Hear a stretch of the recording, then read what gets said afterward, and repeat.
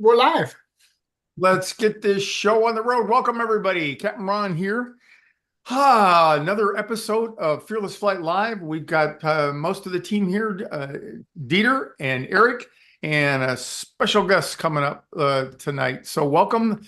This is the place that you want to be if you are afraid to fly, if you have somebody that you know is afraid to fly, or if you just like to talk about airplanes and stuff. And we're going to do all three tonight.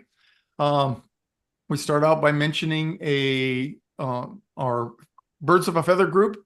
We still, are we over 1,700 yet, Dieter? Do you know what? I didn't really check, but I know we just passed. Yes, we are. We are officially over 1,700. Yep. We're still growing, and we're still growing. got room for about 175,000 more if you can fit. So there's still a little bit of room there. It's a great place to connect with other people, and especially if you're not too sure what you need to do or what you want to do, you can dip your toe in the water and get some support in there. And we welcome all of you to do that. Tonight, we got a special guest, Randy Smith. Randy is a really special guest. I've gotten to know him really well over, oh my gosh, probably a year now, at least, maybe even longer. We're going to talk about the Air Hollywood class coming up because we don't want you people out there who will go past this thing and say, hey, are you going to fly out of LA in the near future? Yes, we are. And it's coming up on October 25th and 26th with a special program at Air Hollywood on the 25th. And then on the 26th, we're going to go flying. And then, of course, as always, your questions and comments out there. So I think the first thing we'll do is we'll just get started with our special guest, Randy, and we'll ask him to come on in just a minute. I've got a little bit of a video that we shot. This was the last coaching session that Randy and I did before he had this really special flight that he made. So let's take a look at that. Here we go. Supposedly a flight, right? We fly Thursday, yeah. Okay. Detroit to Amsterdam, and then from Amsterdam. Oh, take me. Oh, I thought about it. I just had another client fly to Amsterdam, and she made it and back. And how about that? And she went to see Taylor Swift. You're probably not going to worry about Taylor Swift. And now I'm going to see the British Open. Really? Oh, well. We're going to the original plan, Captain, was we're hooking up with my mother-in-law and some of her friends, like a week from Thursday, to get on the 11-day cruise. But I'd always told my wife, who's an Irish citizen, and she's been over there a number of times, that the only reason I'd go to England or Ireland is to go to a golf tournament. So are you a golfer, or you just like to watch it? Yeah, no, I love to golf. Yeah, and so does she. So yeah, she put in, we're going to the final round on Sunday. So oh my gosh, what a great. And I'm trying to focus on the excitement of that. You're not getting on that airplane. All right. Whoops, sorry. Here we go. And let me stop this thing. Okay, Randy, come on down. Let's talk. Welcome. I got on the airplane. Yeah, well, let everybody off the suspense there. Did you make it? I made it, and I made it back. Well, I kind of cheated there because I did know that you made it, and you sent that really cool bit of feedback from me when you got back, and I shared that with people not last week but the week before, and. Yeah. And we wanted to celebrate your success, even though you weren't there. I think that was pretty much right after you got back, wasn't it? It was, yeah. My wife thought I ought to let you know that I made it back. So well, I'm really grateful. I'm really grateful.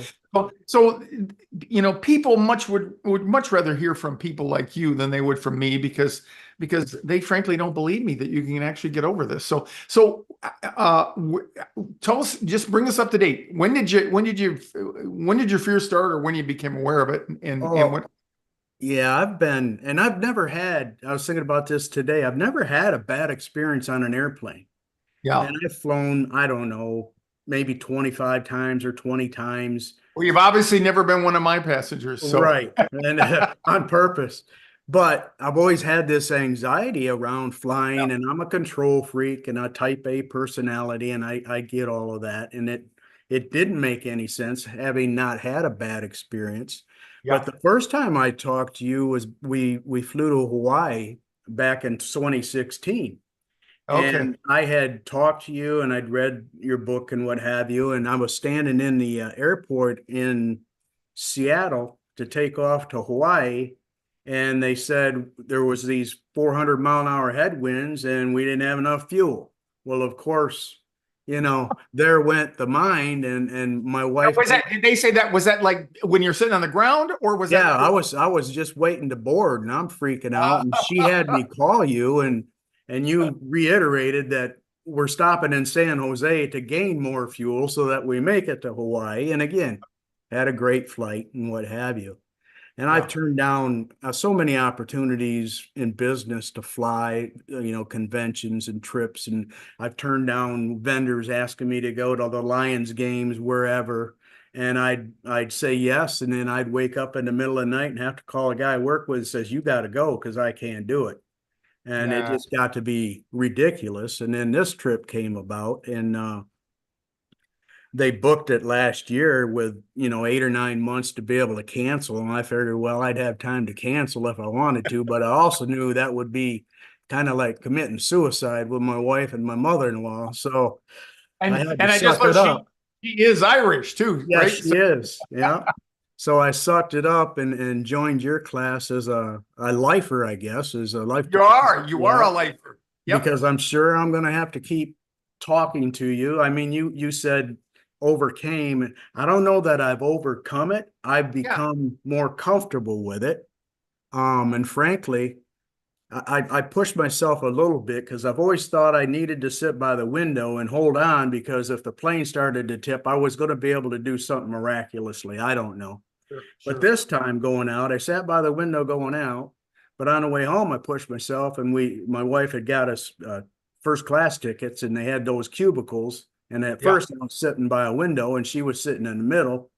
Yeah. And when I got over there, we switched it. So I was sitting in the middle, which I didn't think I could do.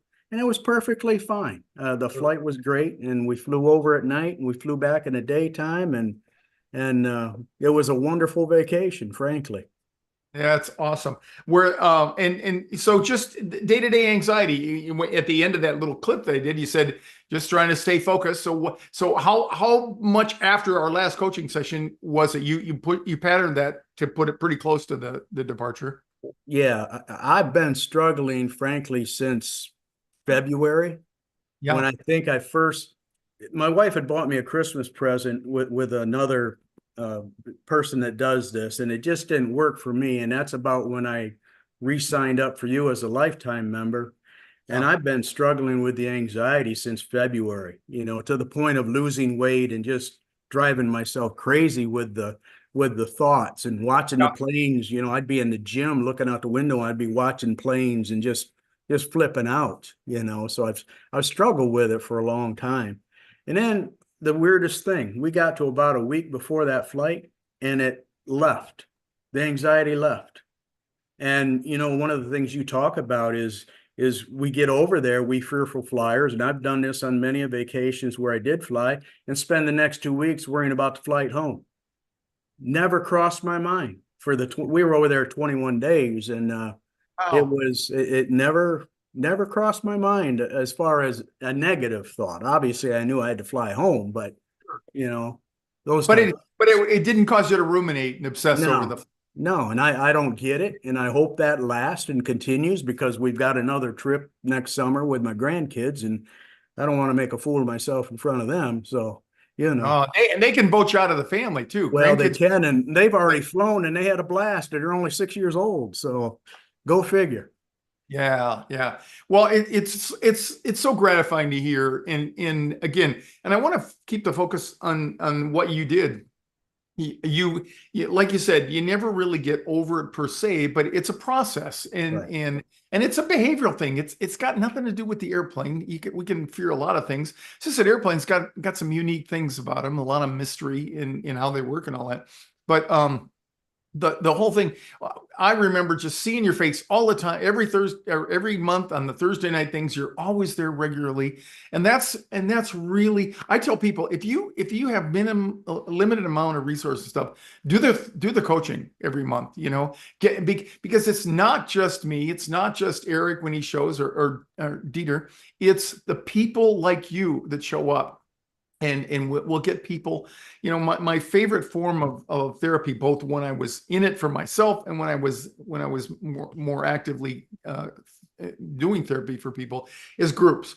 Because groups, we used to say, in groups you may not get what you want, but you get what you need, because somebody has the same issues as you, and and oftentimes they'll ask questions that you didn't even think about, and you get insights from a lot larger groups. Well, it blows my mind when I look on your Facebook site, and I follow those posts, and I think there's another one out there I follow called Love Fly.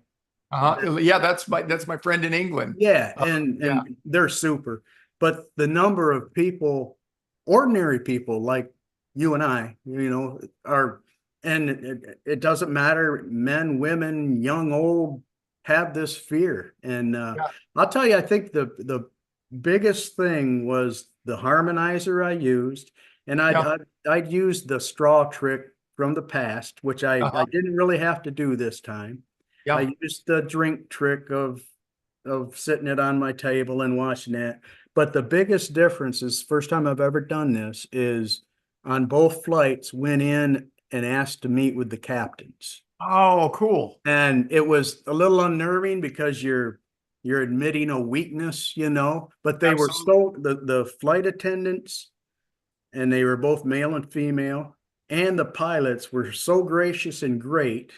Yeah. In fact, I even got rewarded with my wings, Oh, nice. by the guy on the way home. And it was just cool. And when I was leaving the plane, one of the flight attendants remembered me by face, and he asked me, "How'd you do? Is everything all right?" So I didn't want to do it because it makes you feel a little weak, I guess. Yeah. But what a huge difference that made, just knowing there was somebody up there that knew what they were doing. Yeah. I totally applaud that, Randy, because a lot of people have that instinct. I do it for a couple of reasons. One, it's you quit carrying the load all by yourself when you share with somebody else. I'm a little nervous, and all that. And in particular, you were on a wide body airplane going to Europe, so you probably boarded a little bit further back. I don't know, what was it, a 777? Going over was a 350, and coming home was a 330. 330. Yeah. So sometimes that can be, a little bit, and they oftentimes they'll have an augmented crew, and there's more chaos and stuff. But it's nice to hear that it wasn't a problem. And did you early board? Well, yeah, you were in first class too. Yeah, so I didn't ask to early board, and I wasn't going to do that, but we first class coming back, and we had the Delta Comfort going over, so we were fairly close to the front.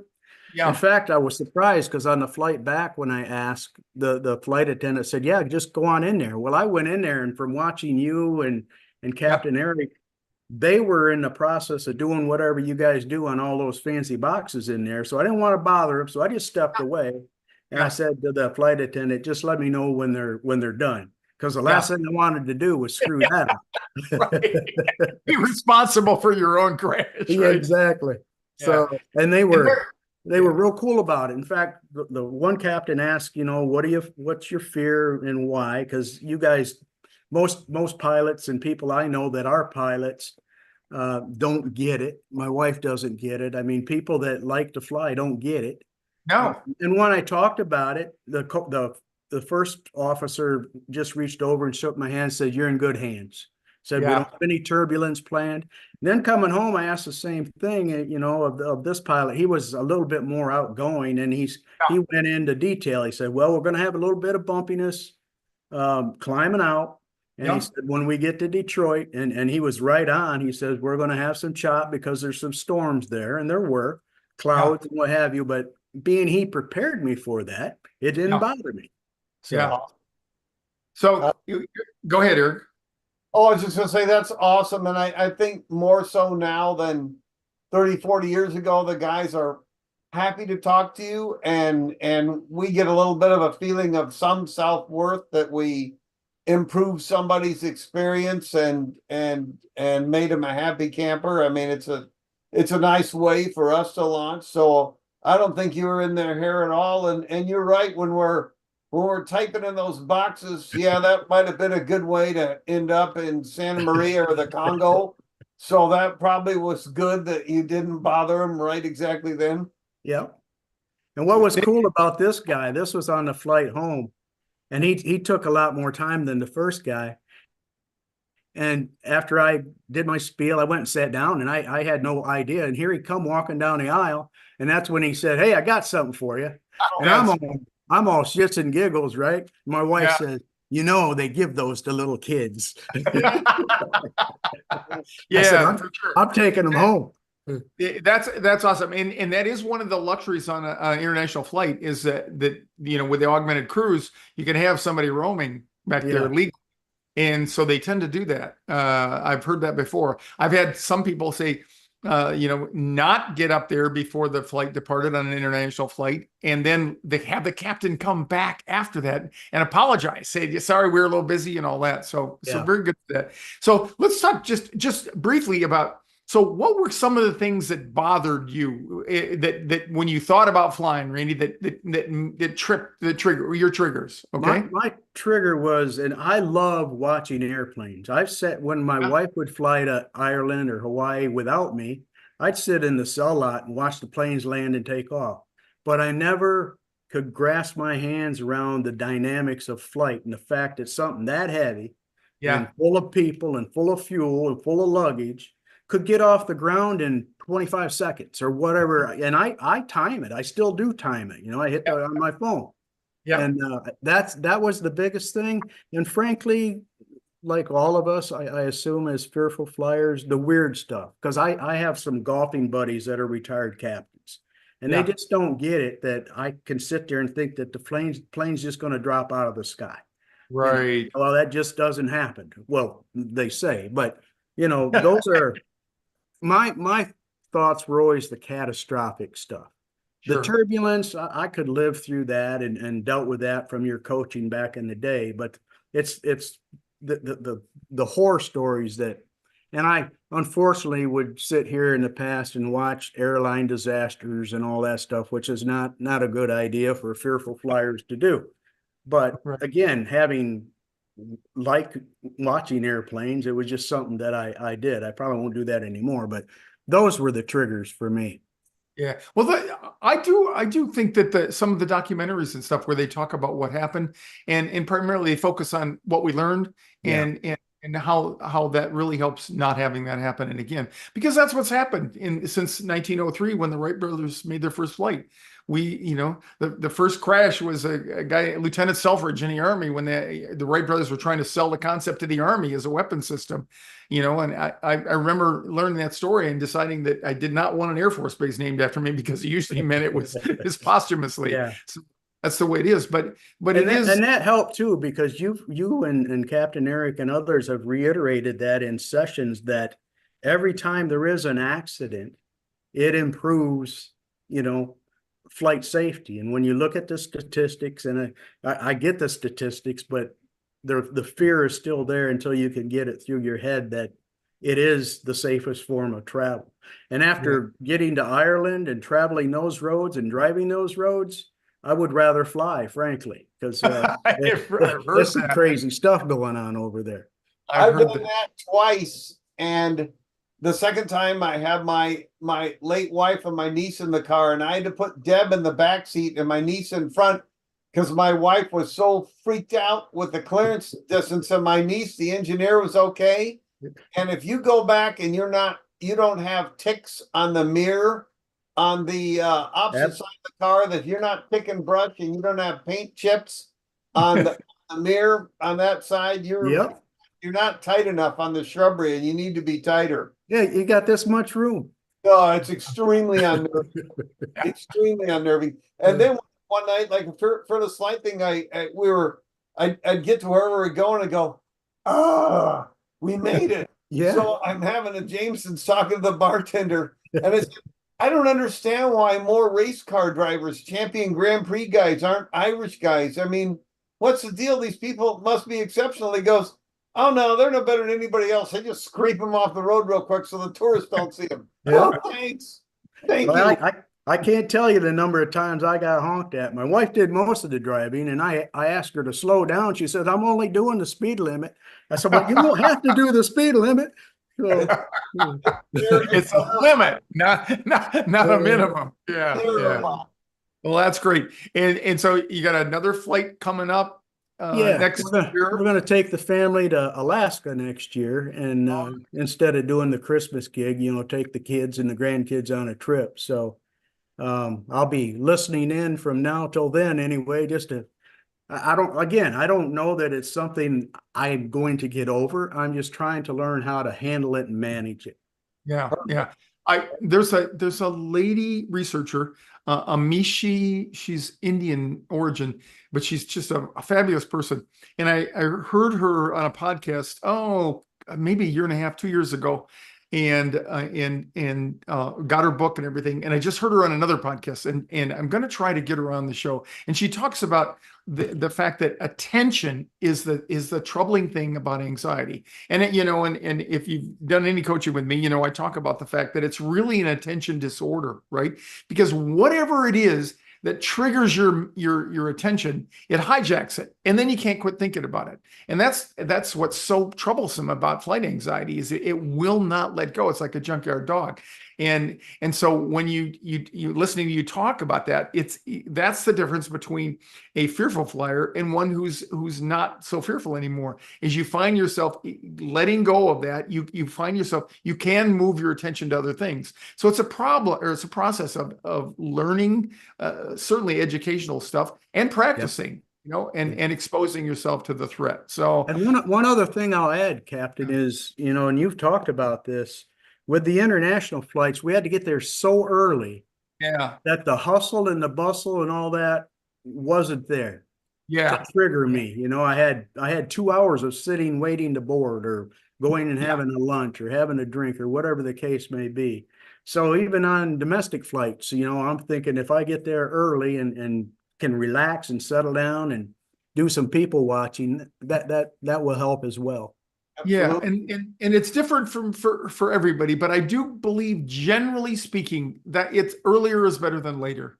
Because if especially if you get to the security line and you say, oh my God, it's going to be hours. Now you're all tense, and you just can't let go of that, and it can grab onto anything. So any particular things that you did or learned that were really helpful, Randy, that you can put your mind on? I get the sense that it's just an overall process for you, and you just stayed in the fight. Yeah, and I think that's the key. I just proved to myself, I was especially afraid of flying over, like most of us, flying over water in the dark. Yeah. Like it makes any difference, but to us fearful flyers, it makes a difference. Yeah. And to be able to do that, and then, like I said, on the way home, get away from the windows and sit in the middle of the plane. They just seemed to help me push myself that this can be overcome to a certain extent. Yeah. Well, I'm sure you really should deserve to be proud of yourself and hanging in there. It's such a troubling thing for so many people, and I've seen that for 37 years now. I want to bring Dieter on to see if usually there's somebody that wants to praise you a little bit, and we want to make sure you get your fair share here. There'll be comments, I'm sure, in Facebook there eventually, but we'll see if Dieter's got any questions or anything that have come up that you might answer. Well, I have an emotional support animal with me. Doing a disappearing act. Doing a disappearing act. That's very weird. I do have a question that came up, Randy. Was there any turbulence on your flight? Because there's somebody else who is going over to Europe, and they kind of like did what you said. You weed yourself off, which is watching all these things that aren't super helpful. And I watched this flight on whatever that radar tracker, whatever Flight that radar? is for months. Going over there on the original flight, no, there was very little turbulence. Now, we flew to Amsterdam and then had to fly back to Glasgow on a smaller plane the next morning. And it's right when all the crap broke loose with the paperwork shuffle and the computer issues. Oh my gosh. Yeah. And we beat it by, we were on the tarmac, we beat it by 20 minutes. Oh, You were wow. on Delta too, right? You were. We were Oh. going over there, and then the smaller flight coming back to Glasgow just to get back to the mainland was a KLM or whatever. I guess that's Yeah. KLM. Yeah. And there was quite a bit of I didn't really enjoy that flight, but I was Yeah. able to manage the flight. It was a smaller plane, and 2 seats on 2 aisles, and Original jet. yeah. Mhm. Okay, well, thank you. It's no, there was just a couple more turbulence Yeah. questions. Well, I'm going to invite you to hang in there with us, Randy. I'm just going to talk a little bit about the upcoming. One more question for Randy. Were you able to sleep in your first class little suite there? Good question. I didn't sleep. I do think on the way over in the Delta Comfort, I must have napped a little bit during the movie because I missed the part I wanted to see. But that was at night. But coming home, we were well rested, and I didn't sleep much. My wife did, but I didn't. No. Yeah. And generally speaking, the way you get back into North America, it's during the daytime anyway, Yeah. so it's less likely to sleep Yeah, anyway. if you're on a commercial airliner, in a corporate, they can make different schedules, but if you're on a commercial flight, you're going to go over there to land in the morning, and then they're going to reservice the airplane and everything, put it into service and come back in the afternoon, and then of course you're traveling with the sun on the way back, so it's going to come back. So the hardest part is going eastbound, and the easier part is coming back westbound. So yeah, very common. Okay, Unless last question. Sorry, one more. Was the ocean an issue for you? Like flying over the ocean for 6 hours, whatever the case may be? Yeah. Was that an issue for you personally? And if so, how did you handle it? It always has been. And I've asked you guys the same thing. I'm always concerned about the communications and how pilots stay in communication. I'm blessed to the fact that I have 3 or 4 golfing buddies that are retired pilots, and they spend a lot of time with me at the golf course over a draft talking about ETOPS and all those fancy things that they tell me that one engine could fly this plane 3 hours, and when I'd watch those flights, you'd see how close they are to Greenland and Iceland going across there. It does give you some comfort. And then when I be honest with you, so to answer your question, Dieter, the flying over the water freaks me out, and I did it in 16 going to Hawaii. It still makes me nervous. I don't know why, but understanding how they stay in communication certainly helped me, which is why I didn't want to interrupt that guy punching those numbers in that box. There you go. And Eric, isn't it wouldn't you say pretty much everybody's got satellite now? Yeah. And ADSB, right? So talk about ADSB, then how they keep track of everybody, how accurate it is, and just talking. And what kind of talking do we have to do? This is kind of a new thing, 2-3 years old for the airlines to adopt, which some of the new high tech stuff they love, and some of them they won't do it until somebody makes them do it because it costs money. But with everybody was required to get what's called what Ron says, ADSB, automatic directed broadcast surveillance, so that the airplane transmits its position to satellites all the time. And we used to make position reports going across the water, like your golfing buddies were telling you about on ETOPS, and we still do, but the airplane does it automatically when we hit these points. So all of that stuff is electronically updated, and controllers, even though they can't see you with the radar, they can see you with those position reports. And if you start to take a scenic detour or a turn, or not, you're not going to hit your points right, man, they're gonna be waking you up. Bang! They're going to be on the radio in a second, going, "Hey, guys, Where are we going? On the scenic tour, or you want to go where you told us you were going to go? I mean, they'll see it in a heartbeat. So it has radically improved the monitoring, the reporting from the airplane, and the ability from people on the service to monitor aircraft position. And that's a good point, Captain, because another thing going over the water that always bothered me when I talk about communication was mid-air collisions. All right. That's a trigger for all of us. And my pilot buddies just tried to get through my head that there's this tunnel of space that they plan out. That they don't, but the planners plan that flight out every day, and they give you this tunnel of space, and nobody else is in that space. So that does give you some comfort knowing, you know, the chances of that happening aren't great as far as collisions and those type of things. Hey, there she is. Who's the better golfer? He is. But only because I let him win. There you go. That's right. Oh, it's so nice. Good I'm to so see glad that you guys made it. Yeah, so Thank you. glad. It was a great trip. You must be a clever girl being able to score those tickets. That must be something for you. If he ever mistreats you, I'm available. I just want to let you know. Okay, I'll remember. All right. The thing I was going to say about the accuracy in my lifetime, when I was a cadet at the Air Force Academy, you know, we had this freshman course, it was called Dial-A-Bomb. We had this little thing look like an aircraft computer, and you would.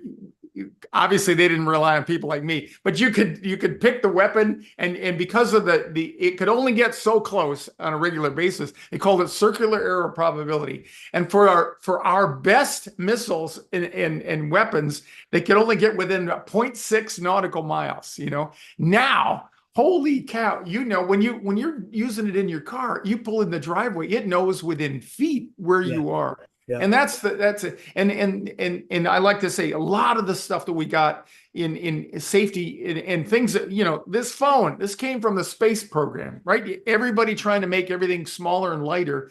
And aviation was one of the places along with space that we got all those innovations and stuff. So it is amazing what you can do on a modern airliner today. Yeah. You know, knowing where you are, and that's the most important. And it also, as Eric was saying, it also those tunnels in the sky with the accuracy that we have now, even 20, 30 years ago, you can get many, many more people across the ocean. Yeah. And there's over 1,000 flights a day, I think, going each way. I mean, in August, daily. Yeah, that boggles my mind. That's a lot of airplanes going over the water. Yeah. And the basic core fear of water is you don't want to land in it, you know, in the middle. No. So it makes sense. And as I would have told Oprah, because she was afraid of drowning, I said, "Don't worry about it. The impact will kill you." You know, so I'm not sure that would have been the helpful thing to do. One of my pilot friends thought it was funny too. He says, "What are you worried about? I'm the first one to the crash site." Like, there you go. That doesn't help. No, it doesn't. Yeah, that's an old joke too. First one to the scene of the accident. So, all right. So, thanks. Hang in there, Randy. If you feel like it, we're going to just talk a little bit about getting people to what we think is one of the premier things that we do, and that is our flight. Am I sharing the right screen? Come on. You're sharing the screen that has the video on it, not the presentation screen. And I'm clicking on it too. So why isn't it changing? It was sticky before. Interesting. It's not. Oh, you know, let me see if I can find another one. There, this one. Oh, no, there we go. That's it. Okay. So here we go. Dieter put these together last week. So anybody and everybody who's going to be in LA on October 25th and 26th, this is the class to come to.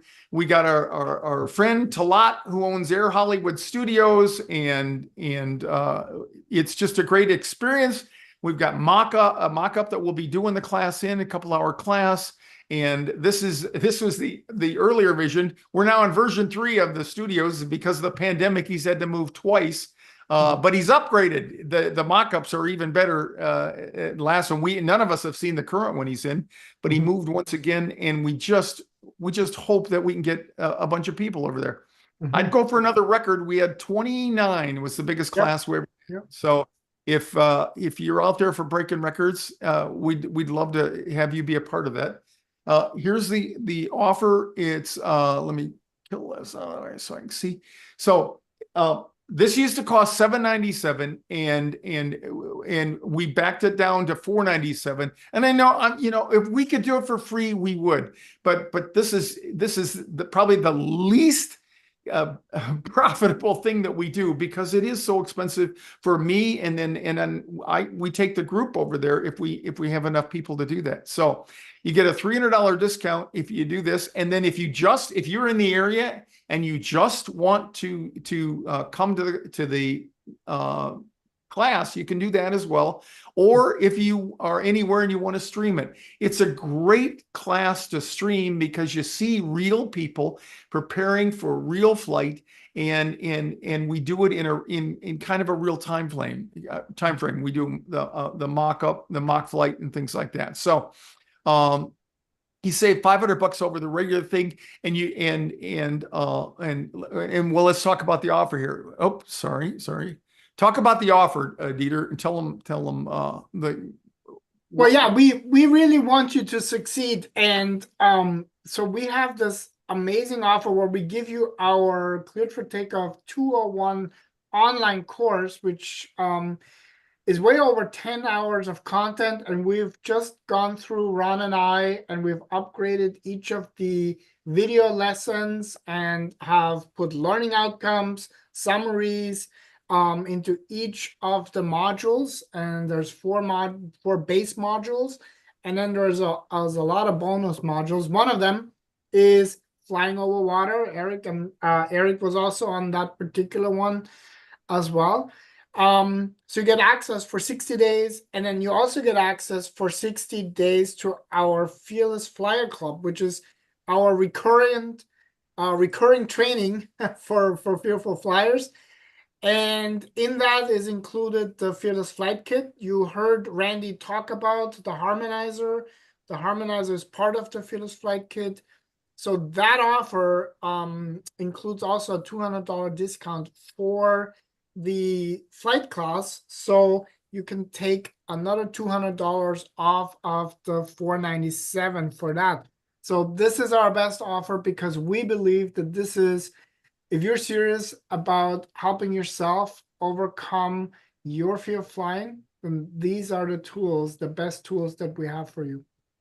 For sure. And so what it does, if you're in doubt about doing this, and you look at this $497, that would only get you the class in the past. Now you get 60 days access to the Cleared for Takeoff 201 course. You get 60 days access to the Fearless Flyer Club, which is what, and in that, part of the club benefit is the monthly coaching, live group coaching session, which Randy, you heard him talk about that over and over again.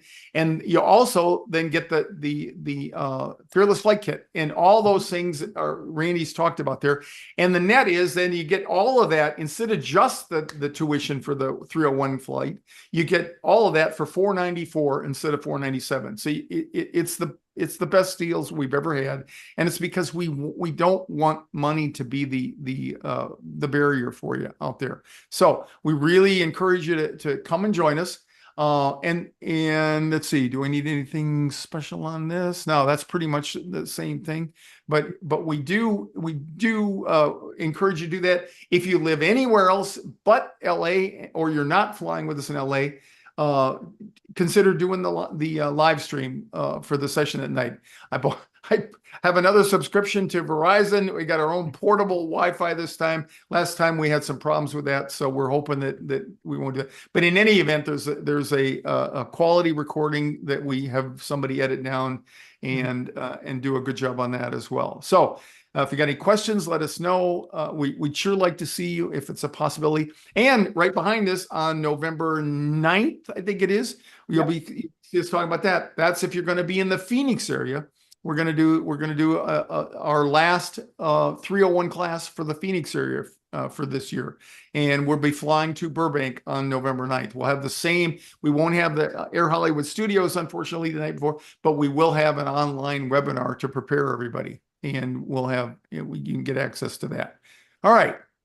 Speaking of our monthly live monthly group coaching webinar, coming up on the 19th of this month, or September, I'm sorry. I'm actually a little bit ahead of myself, which is kind of a miracle. But we're going to do Breaking the Cycle, Effective Methods to Tackle Flight Anxiety. The number one question I get for people getting ready to fly is, Capt Ron, it doesn't matter whether they've done everything or not done everything. They call me up and say, what can I do? I'm nervous. I'm worried about that. So we're going to talk about that. We're going to make it a little bit more time sensitive and give you some methods to tackle your flight anxiety. And we tried the first episode last month where we did not only the first session on the third Thursday of the month at 6:30 p.m. Pacific, 9:30 p.m. Eastern. Now we've added a second session, and it is live also on the following Saturday morning at 10 a.m. Pacific, 1 p.m. Eastern. And we do the same thing. And we doubled the number of students that we had for that event. And so we're going to continue that until it doesn't prove to be interesting to people. And at first we thought it might just be people in the East who don't want to stay up that late, but we had people all over who just weren't available. Attending live is a real advantage. The dynamics and the energy of the group there, it really seems to help. So we're going to talk about breaking the cycle and effective methods to tackle your flight anxiety. So please consider joining us. Okay. Any last minute questions or anything, Dieter? Nope. Okay. Not any. All right. All right. So thanks everybody out there. Randy, I want to say thank you to you again. And you're one fantastic model for people who are struggling with this. Appreciate your vulnerability and willing to come on here and talk about it. Your smiling face is one of the first things I look for on the Thursday night webinars. It's always, when you got to talk, you always look for somebody in the audience that makes you feel relaxed, and you're one of them. Well, thank From you. day one, I've always enjoyed talking with you. You got such a great personality and everything. So, and thanks for sharing your courage with us and your vulnerability. So, Well, thanks for your help. you're welcome. You're totally welcome. And Eric, thanks again for showing up and doing all you do and talking to people. And you're one of our secret weapons there. And Dieter, without doubt, thank you for helping me through thick and thin. And we both know thin is a lot more fun than thin. So anyway, that's an inside joke. We'll share it with you if I live long enough. So anyway, so thanks everybody for making this possible. Another episode of Fearless Flight Live is in the can, and we'll see you again next week. Okay, bye-bye.